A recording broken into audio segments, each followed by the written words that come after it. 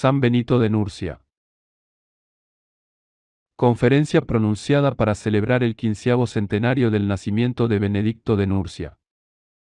El acto transcurrió el día 22 de mayo de 1980, en el Salón del Colegio de Escribanos de la ciudad, y fue auspiciado por el Instituto de Cultura Clásica, San Atanasio, Córdoba, Argentina.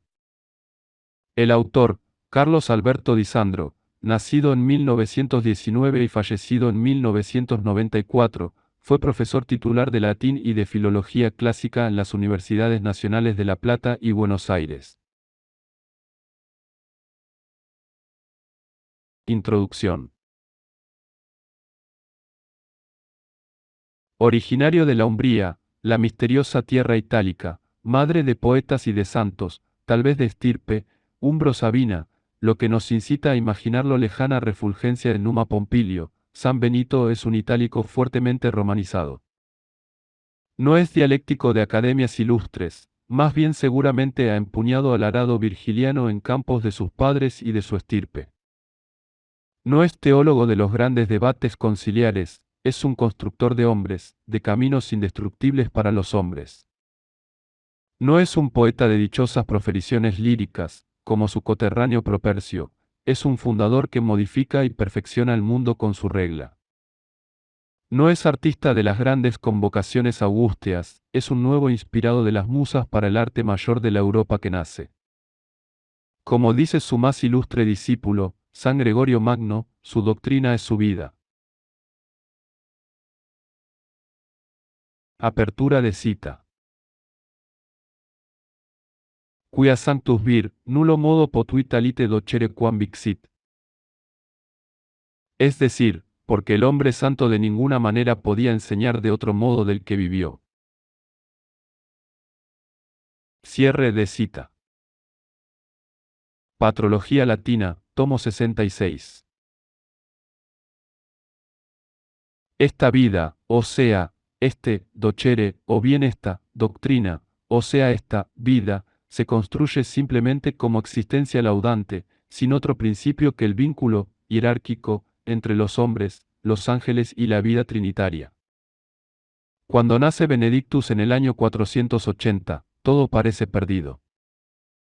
Sin embargo, para la alabanza nada está perdido, como lo afirma y enseña nuestro Maestro.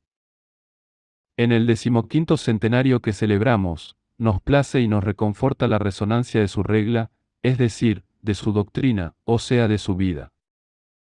Frente al caliginoso reino del Anticristo, ya instalado, rememoramos piadosamente el triunfo de San Benito, triunfo por el canto, la alabanza y el trabajo. San Benito y la transfiguración del hombre. Para un occidente entenebrecido resulta difícil, hoy, la comprensión de San Benito de Nursia, figura suscitante para inteligir la naturaleza abierta del hombre.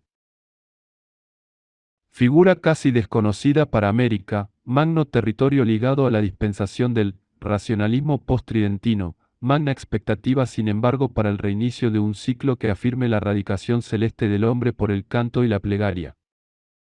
A 15 siglos de su nacimiento, San Benito, con las mismas características sorprendentes en su época tumultuosa, anuncia y propone la preeminencia de la vida contemplativa, artística y estética. Y como en aquel siglo VI, en medio de este desprestigio odierno de la contemplación en la alabanza, San Benito resplandece sin duda por su prudencia, densidad y suscitación creadora e interiorizadora. Pero también son abismales las connotaciones características de nuestro siglo, en el que acontece, pese a todo, la recatada perduración de la vía benedictina. O se consolida según la reflexión histórico-filológica el contorno de una aura fundadora, capaz de otorgar a los americanos la radicación de la vida laudante. Entretanto, vastas modulaciones espirituales se interponen entre aquellos orígenes benedictinos y esta decadencia de la contemplación en Occidente.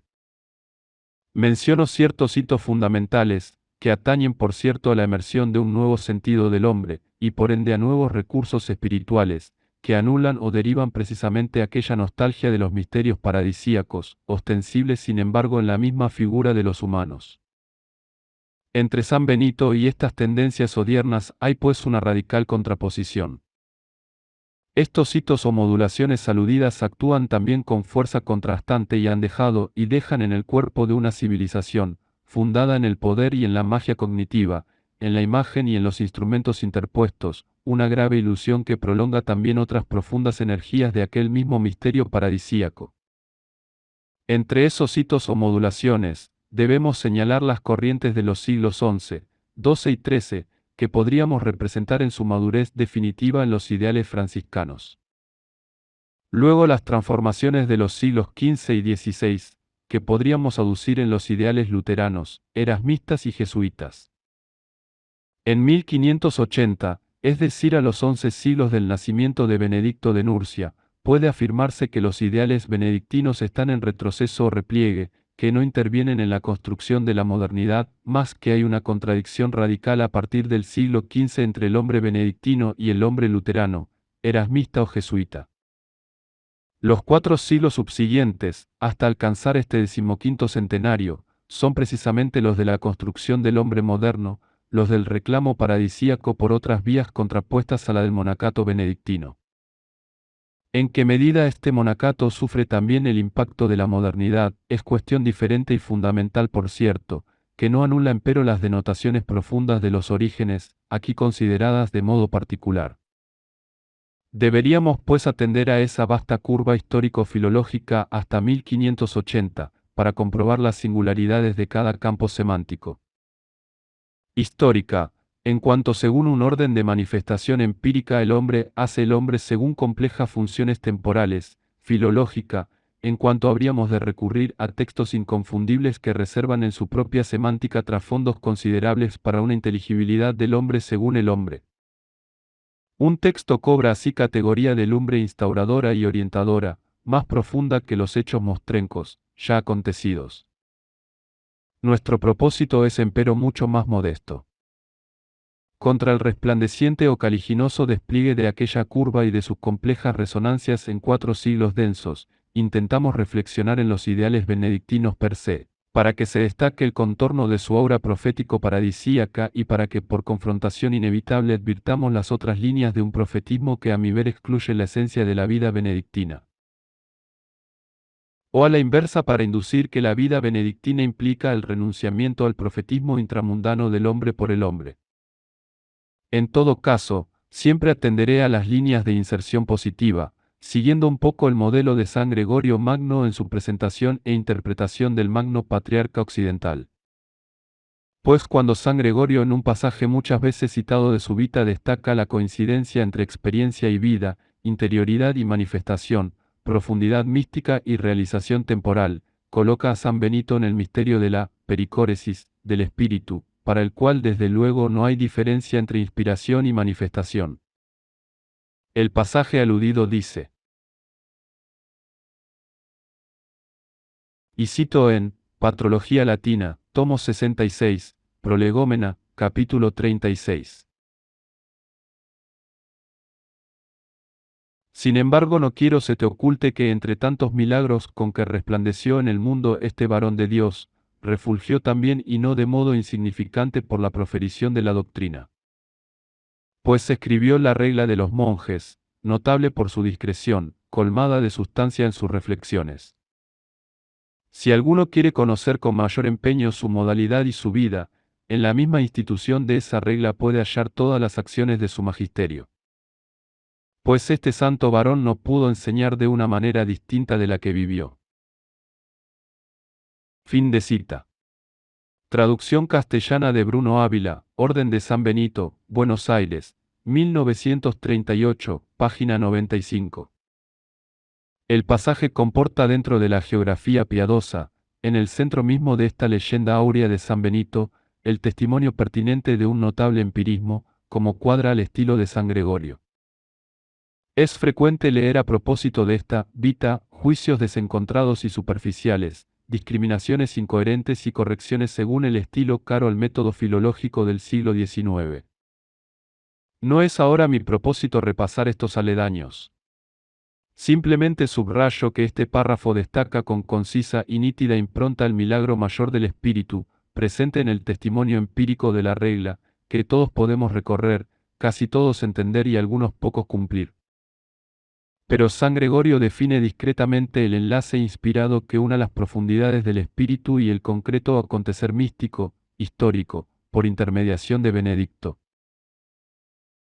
En el lo que viene de lo alto y lo que es, actus magisterii, las realizaciones incardinadas en un siglo, en una coyuntura tumultuosa y trágica del imperio, en un desconcierto de las instituciones romanas, en fin en una obra inconfundible por su equilibrio y su belleza, se articulan con virtud paradisíaca, que consiste en restablecer la unidad de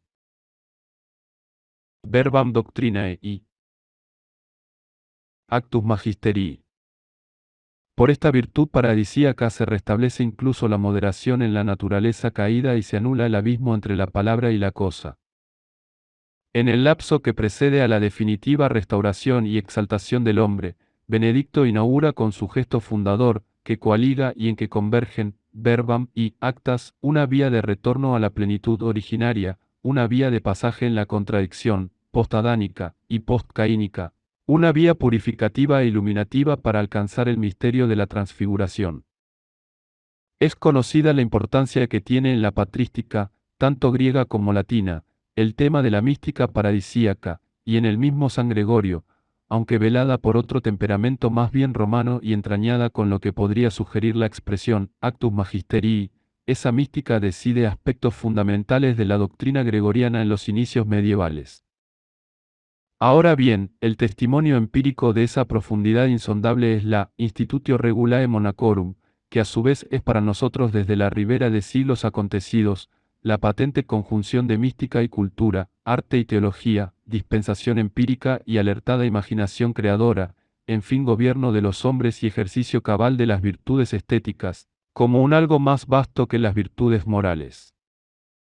La Regula Monacorum es para San Gregorio casi contemporáneo de sus trasfondos originarios, partícipe de su misteriosa articulación de vida y doctrina, testimonio veraz de sus recursos promotores y fundantes. La Regula resulta pues para el Magno Pontífice cifra y resumen empírico doctrinal de religión y cultura, entendiendo por la primera la convivencia cotidiana de la deidad agapística y por la segunda un acto de fecundidad congruente que recupera para el hombre un cierto resabio del labor paradisíaco, que trasciende entonces el labor improbus de Virgilio. A su vez la Regula es para nosotros después del primer milenio benedictino, o sea hasta el nacimiento de Lutero en 1483, el índice inequívoco de una función, demiúrgica, que se funda en el poder del canto, y después de los 5 siglos subsiguientes, por donde asoman las fuerzas destructivas de la vieja cristiandad, la regla benedictina define, por contraste con las pedagogías funestas y contradictorias de la modernidad, el asilo de un ocio fecundo, la veneración de las manos del hombre. Excluida la violencia caínica, y sobre todo la certeza de que la vida agapística del Evangelio se resume de un cierto modo en una de las sentencias fundamentales del prólogo. Apertura de cita. Constituenda est ergo a nobis dominici sola servitii, in qua institutioneo nihil asperum nihilque grave nos constituturos esperamus. Cierre de cita, Patrología Latina, tomo 66. Una vez más enfrentamos un problema semántico. Pues, ¿qué significa Dominici Schola Servitii? Citemos en primer lugar el testimonio de un ilustre comentarista, maestro el mismo de la vida benedictina. Me refiero a Don Paul Delart, abad entonces de la abadía de Solesmes. Dice en efecto en el pasaje pertinente de su comentario. Citamos. En tanto reconforta y estimula las almas, San Benito se ve obligado a definir finalmente la forma especial de vida religiosa, que acaba de ofrecerles en nombre del Señor. Hasta este momento, del prólogo, se había limitado a inquirir si eran capaces de abrazar la vida cristiana en toda su profundidad. He aquí pues de lo que se trata para el monje, de una Dominici Schola Servitii. Retengamos para siempre esta definición de nuestra vida monástica. El monasterio no es un lugar de dispensaciones, ni una casa de retiro, ni una sucursal de la academia. Es sin duda un lugar de ocio, de libertad y de calma, y tal el sentido primitivo del término scola, escolé. Pero este ocio tiene por fin el estudio de las cosas de Dios, el entrenamiento y educación de sus soldados. Los antiguos dieron el nombre de escola a los lugares donde se enseñaban las bellas letras, las ciencias, las artes liberales, los ejercicios gimnásticos y militares. También a las compañías que ejercían la guardia del palacio o de la persona del príncipe, a los lugares reservados en que se aposentaban o donde cumplían sus ejercitaciones. No es imposible que San Benito haya pensado en los lugares de reunión de los colegios o asociaciones romanas. La vida monástica es pues la escuela del servicio del Señor, la escuela en que se aprende a servirle, donde sin cesar el único ejercicio es este, en un noviciado que durará la vida entera. Ahora bien, el servicio de Dios se compone de dos elementos, el culto, ejercicio de la virtud de religión, y puesto que según la dignidad del adorante, se confirma el valor de la adoración, la santificación personal por la fidelidad a la ley de Dios, por la unión de nuestra voluntad con la suya. Es una adoración, in spiritu, que viene del hombre interior, in veritate, o sea donde ninguna de las facultades del hombre está excluida. Esta adoración en fin es colectiva, social y pública. Hasta aquí las palabras del ilustre abad. Sin pretender por tanto completar la página, sino más bien releer la regla y su magistral comentario con oído filológico, subsiste en la expresión latina del texto aducido una vibración semántica inesperada que debemos desentrañar. Pues todos sabemos lo que es servus, servitium, servile en el latín clásico o imperial. Todos sabemos lo que es dominus, con sus derivados y compuestos. Pero lo que resulta sorprendente es el sesgo significativo del epítelo dominici, que siendo sintácticamente la última escala de la subordinación, semánticamente recompone la significación de todos los términos y todo el contexto, al trocarlo en marco operativo de la divina humanidad de Cristo. Mucha tinta ha corrido desde el siglo XVI a nuestros días sobre la dialéctica de servus y dominus, mucha ruina ha acumulado esa dialéctica, ruinas especulativas, semánticas y empíricas, para no advertir en la expresión de San Benito un eco de la teología de San Juan que anula precisamente aquella dialéctica. Apertura de cita en griego, San Juan, capítulo 15, versículo 15. Ouket lego himas doulos. Oti houdoulos aukorden tipoi autoukirios. Himas de ire kaphilous. Oti panta ekousa para tiouiu patrosmou. Ignoris aimin. Ya no llamo siervos, porque el siervo no sabe lo que hace su señor, pero os digo amigos, porque todo lo que oí de mi Padre os lo he dado a conocer. Fin de cita. De esta entrañable teología es expresión empírica la regla, y ella como por un pasaje que va del tiempo a la transfiguración presenta las características y condiciones eficaces que abren, deciden y completan ese itinerario. Servitium Dominicum y Opus Divinum son dos improntas semánticas de fuerte sentido transformativo, que reconducen a las fuentes de la antigüedad cristiana y proponen un orden de realización que la regla intenta codificar en el sentido del arte mayor de una forma viviente. La congregación órfico-pitagórica en la Magna Grecia, la Academia Platónica en la Atenas conmovida por el esplendor de la poesía, el Liceo Aristotélico y las comunidades epicúreas del sur itálico que convive Virgilio en su primer giro espiritual presentan en la antigüedad heleno-romana rasgos que podremos reencontrar en la fundación monástica de San Benito.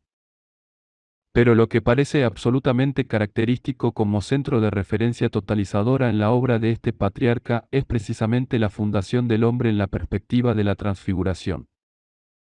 Ella ofrece a su vez dos fases recapitulatorias fundamentales, el restablecimiento de las energías creadoras orientadas por aquel servitium y aquel otium, que es al mismo tiempo opus divinum, lo que es llamado de modo general y alusivo, la mística paradisíaca, y la realización incoativa, pero real de la transfiguración escatológica según las dimensiones cultuales que la regla propone como ámbito cierto de una presencia teándrica. Mística paradisíaca y mística de la transfiguración, renuevan las raíces del cosmos, reanudan los vínculos paradisíacos, operativos, entre visibilia et invisibilia Dei, afrontan la tarea de preparar el nuevo cielo y la nueva tierra, y por ende anticipan en el tiempo la audición y la visión de Dios, de audición en visión, y de visión en audición progresa la anábasis del monje, progresa la anagogía de sus manos y de su mente, adviene la expectativa del ciclo final en la manifestación del espíritu. Pero el monje a su vez tiene características demiúrgicas, porque permite que la sociedad temporal de los hombres, o lo que nosotros llamamos su cultura, imbuida de tal servitium dominicum, o de tal opus divainam, se torne el espacio del 10º coro laudante, en lo que Don Delat define como adoración colectiva, social y pública. De esta manera, la anábasis del monje es premonición para el descenso del pneuma, que, como dice San Juan, no pone medidas en sus dones. Cita de San Juan 3:34 en griego. Aucar que ime trodido sin to pneuma, pues Dios no le dio el espíritu con medida. Fin de cita. Se columbra pues en el horizonte monástico así descripto, la teología mística y angélica de Dionisio el Areopagita, salvo que en el espacio de la abadía benedicta sea tornado, scola, opus, casi diríamos, taller, si atendemos a las fuertes imágenes de la Jerusalén celeste. Scola, porque se abre en el ocio, para cada monje, para la comunidad de los monjes, para la ciudad temporal que los cobija, los acepta y los protege, se abre pues el vínculo de verbam y actas, de vida y doctrina, de imagen oída e imagen realizada. Opus, porque adviene el hombre en sentido fundante y por ende en sentido consumativo de coronación. Taller, en fin, pues aunque cada piedra o cada gema corresponde al misterio de una palabra solo pronunciada para ella, sin embargo, su sentido absoluto corresponde siempre a su inserción en el despliegue viviente de aquellos muros luminosos, nítidos, incorruptibles. Curiosamente, siendo monje, redescubre en este itinerario transfigurativo la suprema comunidad divina, el comercio íntimo del espíritu, y se anula toda soledad. El primer giro de estas reflexiones partió desde un texto de San Gregorio Magno. Confrontemos la interpretación de un historiador moderno que al reubicar a San Benito en un vasto sistema fenomenológico, de origen hegeliano, vela precisamente el centro semántico, subrayado por San Gregorio, y destaca aspectos operativos parciales, sin regencia de una totalidad promotora. Me refiero a Arnold Toynbee. En el volumen tercero de su Estudio de la Historia, al sistematizar lo que él llama crecimiento de las civilizaciones, en el capítulo El proceso del crecimiento, analiza Toynbee la dialéctica de retiro y regreso. Allí entre los modelos estudiados, que son numerosos, de Oriente y Occidente aparece el subtema. Dos salvadores, San Benito y San Gregorio. No es mi propósito ahora enfrentar la tesis cuestionable de Toynbee, ni minimizarla o desajustarla. Simplemente quiero recapitular un contracanto crítico moderno, que se torna sin embargo obstáculo para inteligir la totalidad. Leamos pues los pasajes fundamentales de esa reconstrucción crítica. Página 286. Dice así, Toynbee. Apertura de cita. Uno de los rasgos más importantes de la regla de Benito era la prescripción del trabajo manual, pues esto significaba, ante todo y sobre todo, el trabajo agrícola en los campos. De hecho, el movimiento benedictino era, en el plano económico, una resurrección de la agricultura, la primera resurrección feliz de la agricultura en Italia después del fracaso de innumerables intentos hechos desde la destrucción de la antigua economía campesina italiana en la Segunda Guerra Púnica, 7 siglos y medio antes. La regla benedictina consiguió lo que nunca habían conseguido ni las leyes agrarias de los Gracco, ni los alimenta imperiales. Fin de cita. Sin duda la diligencia que ha sido y es constructiva, recapitulatoria y fundante en las manos benedictinas de 15 siglos, nadie puede desconocerla ni retasearla.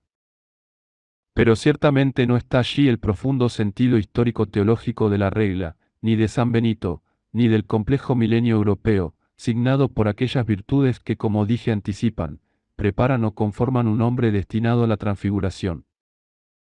Pues es verdad también que las virtudes específicamente romanas de Benedicto y Gregorio corresponden a la dimensión virgiliana de la tierra, a la capacidad empírica de fundar, ordenar, administrar, dirigir. Es un nivel de dispensaciones promotoras sin las cuales es imposible entender el carácter de este monacato y el sentido de su inserción en las ruinas del imperio. En este sentido, Jacques Fantaine, en un interesantísimo trabajo, ha llamado la atención sobre el vínculo entre los orígenes del monacato occidental, su desenvolvimiento y expansión inicial y la situación de las propiedades rurales, afectadas sea por la difusión de la Iglesia y del cristianismo, sea por el derrumbe que comportan las invasiones germánicas. En Galia, Italia y España la conversión o la continuidad religiosa de algunas de esas familias o propietarios no serían ajenas a la fisonomía que toman las fundaciones monásticas y al estilo de este monacato, o en su vínculo con la tierra, tal como se advierte en la historia de la regla benedictina. Y el mismo San Benito, umbro fuertemente romanizado, o San Gregorio, prefecto de la ciudad de Roma, seguramente transfieren al ámbito de las fundaciones, el sentido empírico romano o la capacidad administrativa de ser instaurador, ejecutor, solícito recurso de un orden que se expande y consolida, en un horizonte de tensiones, ruinas, guerras, pillajes, depredaciones y saqueos. Sin embargo, por importante que sea esta impronta benedictina, no es ella de ninguna manera el centro semántico de su dispensación instauradora. Precisamente, Toynbee malinterpreta la totalidad de la figura benedictina, cuando subraya de modo ilícito al aspecto rural económico de una agricultura que se reinstaura en medio de las ruinas.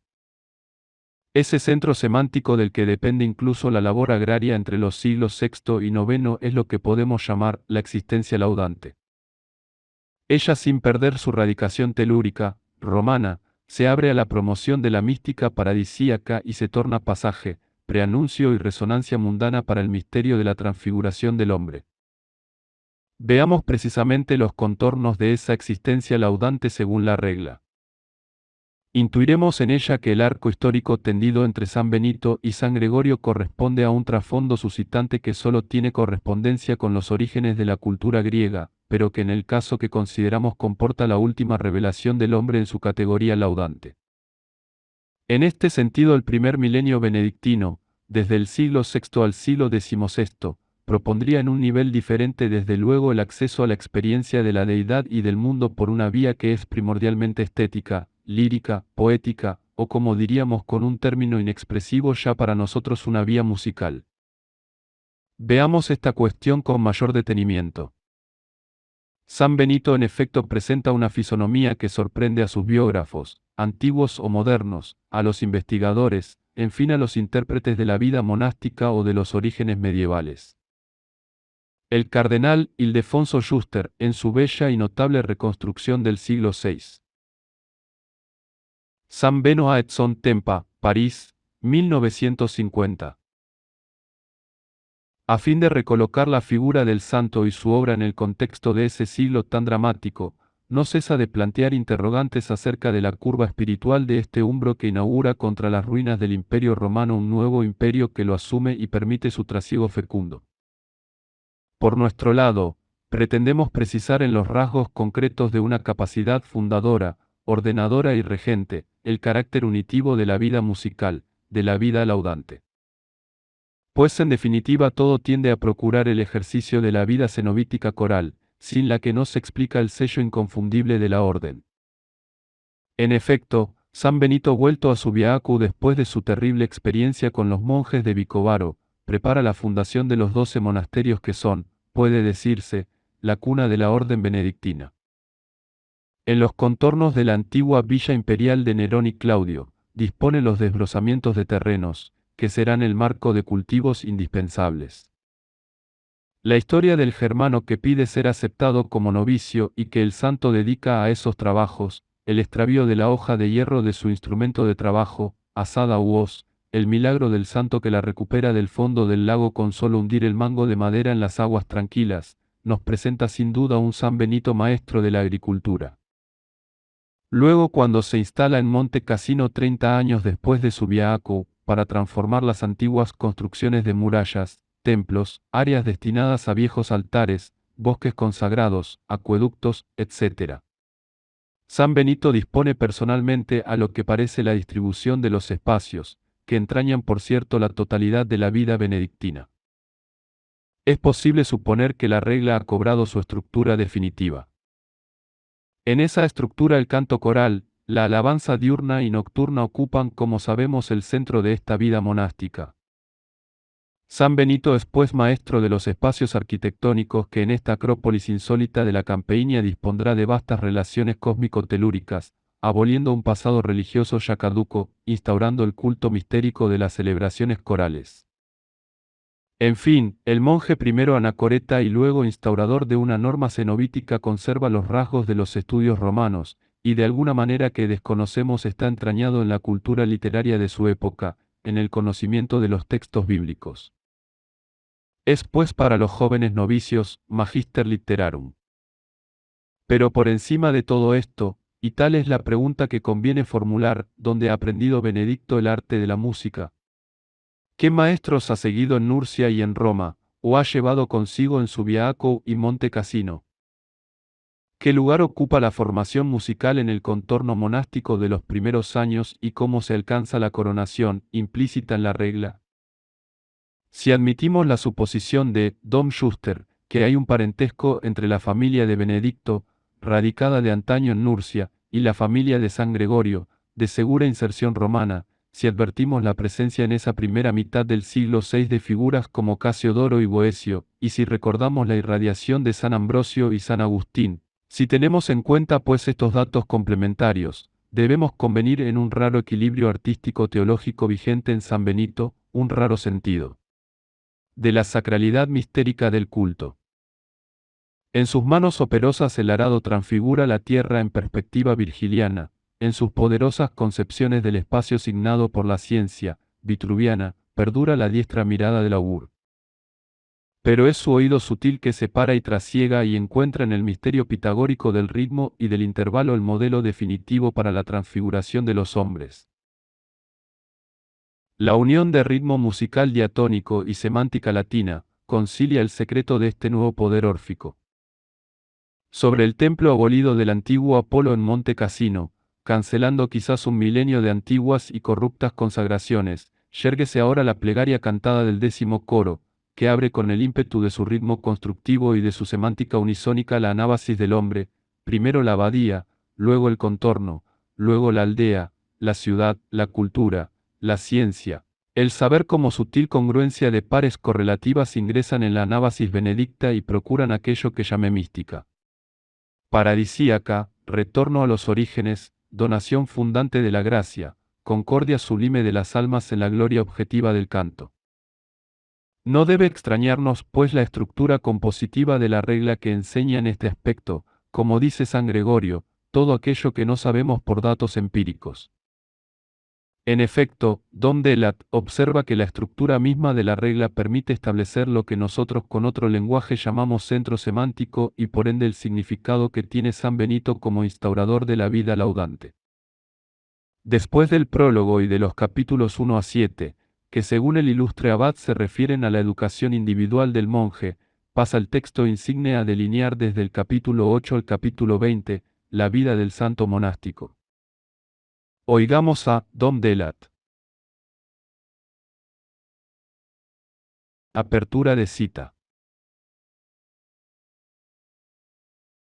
¿No hay acaso, dice, una intención en este orden? Es lícito pensarlo, aunque sea difícil definir una prueba concreta. Seguro es que San Benito ha definido con claridad el carácter de la vida cenobítica, que coloca en lugar decisivo de su regla lo que tiene atingencia son la vida litúrgica, que organiza la plegaria oficial con mayor precisión y cuidado que todo lo demás, dejando a la iniciativa de cada alma la medida y el modo de la plegaria privada, y en fin que recomienda enfáticamente no preferir nada a la obra de Dios, es decir, al santo coral. De hecho a ella se refieren todos los demás trabajos monásticos, ella determina el ciclo de todos los horarios, reclama casi todas las horas, y las mejores, de una jornada monacal. Mientras una vida consagrada al estudio aprovecha el silencio de las horas matinales y la lucidez intelectual que las acompaña, para progresar en el esfuerzo congruente de la inteligencia, el monje se consagra en esas horas a cantar los mismos salmos frente al mismo Dios. Importa poco por lo demás que el mundo no comprenda en absoluto esta obra de la plegaria cantada, o que no puede discernir el verdadero valor de su presencia inexcusable. A ningún monje se le ocurrirá jamás reducir su vida a lo que el mundo puede comprender, esa vida es lo que Dios, San Benito y el discreto temperamento benedictino han establecido. El desacuerdo con el mundo, ¿no es acaso para nosotros un principio viejo como el Evangelio y viejo como la regla? ¿Asa eculi actibus e facere alienum? ¿Acaso no es la irreligiosidad el carácter del siglo, el parti pris del ateísmo a veces mesurado, que sabe dosificarse a sí mismo con malicia, pero al mismo tiempo con mucha frecuencia, ateísmo militante que no retrocede ante ningún procedimiento ni renuncia a ninguna proscripción? Si el mundo no comprende nada de la obra de los contemplativos, ¿por qué los persigue son verdadera predilección? Es que el odio de aquel que lo inspira es mucho más clarividente. A la irreligiosidad sería menester añadir el vago sentimentalismo religioso de tantos cristianos y en una época de activismo desenfrenado y de utilitarismo sin límite, un desconocimiento casi general sobre el valor de la plegaria. Faz est et habeos te deceri, frente a esta conspiración naturalista e impía el deber del monje es ser, más que nunca, religioso, completamente, únicamente, es afirmar sin ambajes aquello que se niega o que se olvida. Fin de cita. No tienen desperdicio esas 10 páginas de Dom Delat, que son mano maestra de experiencia y de saber diáfano establece la esencia de la vida benedictina y de la regla monacorum, y por ende según el paradigma de San Gregorio, ilustra con prosa realmente llana y profunda, Vita et Doctrina Benedicti, y por allí abre la inteligencia cabal de nuestro tema, la transfiguración del hombre. Nosotros no somos monjes. Suscribimos sin titubeos la magistral interpretación de Dom Delat, pero debemos reubicar a San Benito en una vasta curva semántica que sea capaz también de definir nuestra situación presente. Pues la pretensión de establecer un humanismo cristiano, desligado de estas fuentes venerables, ha malinterpretado el opus divainam de la regula monacorum y ha generado no sabe duda el último giro del hombre occidental, hoy ante el abismo de su propia ibris, contraria precisamente a la transfiguración benedictina. Es imposible contestar, como dije, aquella pregunta sobre la formación musical de San Benito, e incluso la misma pregunta tiende en nuestro oído a resonar son connotaciones modernas. Despejemos primero por tanto el contorno de la pregunta y luego establezcamos los requisitos que se afirman en la experiencia musical benedictina de un milenio, fundamental para la inteligencia estética. Cuando hablamos de formación musical, no aludimos a nada que recuerde el estudio de teorías compositivas, de estructuras tonales, de instrumentos congruentes, o de composiciones y géneros musicales que abran el camino a una innovación estética. Debemos representarnos pues algo completamente distinto de lo que ha sido la formación musical de los últimos 5 o 6 siglos, y en particular a partir del siglo XVII. Además debemos también apartar la consolidación formativa, la rigurosa plenitud estética de los siglos X a XIII, cuyas creaciones corresponden a una pericia artística muy entrañada en las condiciones de la vida medieval, tanto religiosa como profana. Entre la etapa final del canto y de la música en el tardío Imperio Romano, y la institución de la regla se ubica pues la formación musical de Benedicto. Dicha formación corresponde sin embargo a un medio cristiano cultual, sumamente depurado, que salva de la antigua música la capacidad rítmica de unión con la palabra, y le incorpora además la experiencia de la objetiva diacosmesis teándrica, que excluye pues toda connotación psíquica subjetiva, incluso la que podría corresponder al fervor de una plegaria individual. Conviene asimismo subrayar el sentido especulativo que derivado de las escuelas filosóficas griegas circula en obras como las de San Agustín o Boecio, por ejemplo. A todo ello debe unirse el sentido del fraseo latino, la densidad religiosa de la semántica latina y la recuperación de un ritmo expresivo concorde con la acción sacra del culto. Todas estas son condiciones inequívocas para representar el medio musical en que crece la pericia del monje, aplicada con rigor artístico a definir la consonancia entre texto y melodía, entre semántica y ritmo, entre anábasis del alma e intervalo concipiente, según la resonancia sonora del coro laudante. Obtenemos así una configuración elemental de la música, atenida de nuevo a sus virtudes originarias y originantes, despojada del frondoso reclamo de la melodía griega postclásica. Volvemos a aquellos penetrales que desplegaron la música arcaica griega, la severidad dórica del coro lírico o trágico. Sin extremar la comparación, difícil por otro lado de sostener con términos empíricos, San Benito y sus monjes en la primera mitad del siglo VI concilian la tradición de una melodía preservada en vastos ciclos históricos y las condiciones de la religión agapística del Evangelio. Es esta la que reabre el cosmos y el hombre a un nuevo sentimiento de la totalidad, por ende a una nueva semántica y a una nueva música.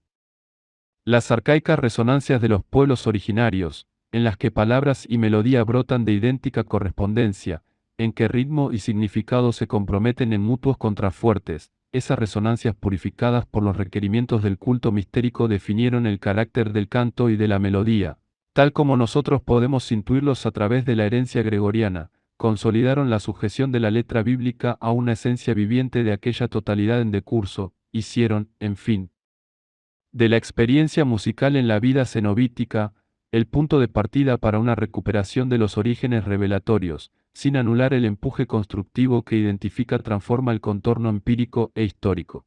En este sentido la unión de música y plegaria, de rito mistérico y canto agapístico, de plegaria y poesía, de estética y doctrina, de gesto empírico sobrecargado de semánticas transracionales y ritmo congruente y totalizador, repite el modelo estético griego, aunque sean muy diferentes los elementos, el espacio, la situación y las resonancias complejas de este canto transfigurante y docente. En la melodía óntica del coro griego y del coro benedictino hallamos quizá la articulación que permite entender el trasiego, desde los orígenes recoletos, purificados en otro ciclo histórico, a la plena manifestación estético-religiosa del coro gregoriano, cuya virtud cubrirá sin duda un milenio medieval. Hemos hablado precisamente de un nuevo sentimiento de la totalidad, que nos orienta en las condiciones de esta música óntica. En primer lugar se incorporan con nuevos rasgos melódicos lo que podríamos considerar presencia de las relaciones cósmico-físicas y su apertura a un cosmos invisible, no etos, pero actuante. Tal es la poderosa semántica, expresada teológicamente por el credo de Nicea, y recuperada sin duda en la estética del coro gregoriano y en las formas que le precedieron desde el siglo VI. Llamemos a esta primera condición totalidad laudante de la ctisis, expresada para la teología cristiana en el texto davídico, Celli narrant gloriam Dei. Luego viene el espectáculo del hombre, su ubicación en la mística paradisíaca y teándrica. El sentimiento de la divina humanidad invade de un modo particular la mente de San Benito y se expresa de un modo inequívoco en el arte del opus divainam, o sea, ante todo el arte de la expresión unisónica del coro, expresión sensible, audible, inteligible del misterio teándrico, semántica y melodía, imagen y ritmo, relato y proferición mística, reanudan dentro de la totalidad de la ctisis el vínculo de la unión Dios-hombre, u hombre-Dios. Aquí el coro benedictino de Subiaco o Monte Cassino, por incipientes que fueran sus formas, por simples y solemnes que resultaran sus ritmos, sus intervalos o sus cadencias, tiene una incardinación teológica en la mística cultual, que perfecciona y completa la mística paradisíaca y que por ende recoge del hombre consagrado a la plegaria el recurso completivo de su gesto sacerdotal. Finalmente, si el monje es labrador, lector y arquitecto, si desbroza, funda y construye, si define un itinerario empírico en una institutio congruente, y si en esta el canto coral, como dijimos, representa el designio orientador de aquella pedagogía cenobítica, debemos suponer también un vínculo operante con el contorno histórico concreto, de Italia, Galia, Germania, etc., en un doble sentido, en cuanto el canto otorga una clarificación de las tendencias espirituales y culturales, por un lado, en cuanto el canto recepta con mayor o menor densidad y prolijidad las condiciones objetivas de ese contorno humano, por otro lado. Esa interrelación estético-religiosa entre coro cenobítico y dimensión histórica es fundamental en los orígenes benedictinos, aunque no sea fácil para nosotros reconstruir, después del milenio gregoriano, las condiciones empíricas de esa interrelación, o sus efectos semánticos y estructurales. Pero esa fuente connotativa y sus efectos son reales, y sin ello nos faltaría una clave para interpretar la historia romano-germánica en un milenio decisivo. Repitamos estas tres condiciones que instauran la sonancia del coro cenobítico en Subiaco, en Monte Cassino, y luego en la vastedad de un tiempo que se adensa y en el espacio misterioso en que conviven obras y estirpes de indudable peso providencial. En primer lugar, la sonancia del coro como modelo pitagórico que anuda toda diacosmesis ostensible, todo vínculo cósmico, toda dispensación telúrica. En esta primera condición converge la herencia ancestral de la melodía antigua y en ella acontece el principio estético de una selección diatónica fundante. Luego, la condición teándrica propiamente dicha. Por ella el coro benedictino reabre el misterio de la humanidad de Cristo, como paradigma inexhausto de todas las creaciones posibles, en particular un vínculo entre semántica y tiempo, que no anule la condición fontal de la primera y que no niegue el decurso transfigurador del segundo. Por último, la resonancia coral que gobierna la experiencia de los hombres fuera del ámbito cenobítico. Esa exterioridad se carga empero de aquella interioridad laudante y mantiene el recurso de una vida, propuesta a la transfiguración. Las tres condiciones pues del coro cenobítico, a saber, diacosmesis configurativa, unión de semántica y tiempo, resonancia fuera de la abadía, esas tres condiciones sellan el inicio de la vida benedictina e implican durante un milenio la presencia de lo que es llamado transfiguración del hombre. Debemos anudar ahora todos los hilos aportados o recuperados en nuestra rápida exposición, tratando de describir un cuadro congruente y sistemático, donde explenda precisamente el misterio de la transfiguración. Si partimos esta vez de la reconstrucción de Dom Schuster, comenzaríamos por señalar la primera tensión de este monje y este monacato, que llamaríamos tensión constructiva, contrapuesto a un siglo de manifiestos sacudimientos trágicos, devastadores. Aquí ubicamos las virtudes semánticas operativas de la agricultura, la arquitectura, las letras y la música, con las que Benedicto establece una base empírica de notable condición. Los orígenes de estas virtudes semánticas operativas son variados y complejos, pero ninguno de ellos explica por sí la emersión estético-religiosa del conjunto viviente. Y es este el que importa. San Benito es anacoreta, monje, legislador de la vida cenobítica. Aquí se nos descubre un segundo motivo contrastante. La confrontación del monacato greco-oriental siríaco muestra de modo inequívoco la función de estas líneas operativas, subordinadas a la vida comunitaria laudante. Los rasgos de San Basilio, muerto en el año 379, y los rasgos de San Benito, nacido en el año 480, bastarían para dirimir dos orientaciones fecundas en esos siglos cristianos. Benedicto pone el peso en lo que llama un poco impropiamente humanismo teándrico, que se sostiene en una base empírica notable. Y si extendemos la mirada a toda la Iglesia de los siglos IV y V, siglos de profundas conmociones doctrinales, es decir, semánticas, San Benito parece constituir una suerte de espacio inmune a aquellos sacudimientos, por un lado, y afirmar con rasgos de continuidad orgánica, viviente, un carisma teológico que construye precisamente un espacio de transfiguración incoativa por el canto. En fin, una última congruencia de singular repercusión.